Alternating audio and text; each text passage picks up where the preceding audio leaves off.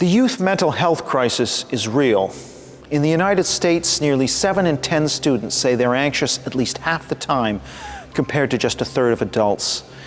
42% of students report feeling depressed half the time or more, and over a third are anxious almost every day. This is, by any standard, a crisis. At the same time, young people are considerably more woke than older generations. More than 7 in 10 American college students, for example, support banning a speaker who claims that transgenderism is a mental illness from campus. And a third endorse shouting down a speaker to stop them being heard. Given these twin developments, rising mental distress and rising progressive illiberalism, many assume the first explains the second. But the evidence actually largely points elsewhere. Being young is indeed the strongest predictor of poor mental health, and next to ideology, it is also the strongest correlate of woke attitudes. Yet anxiety or depression plays a much smaller role than we thought than ideology in shaping views on cancel culture, critical race theory, or free speech. Anxious liberals do not differ significantly from well-adjusted liberals in their willingness to silence speakers.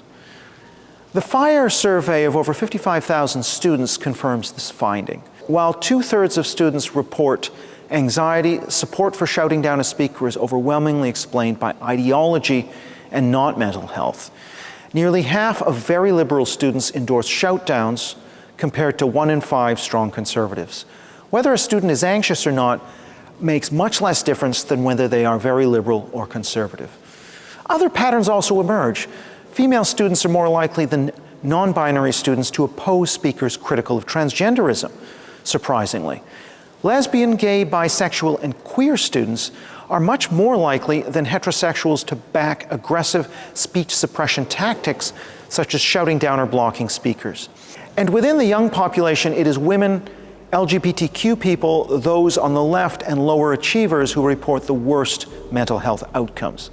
Importantly, race, education, and religion do little to explain these patterns.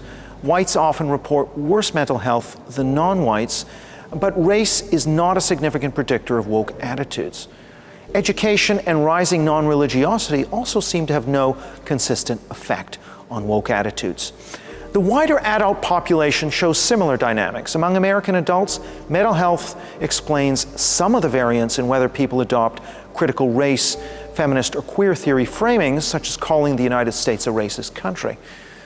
But here too, ideology is about twice as strong a predictor as mental health.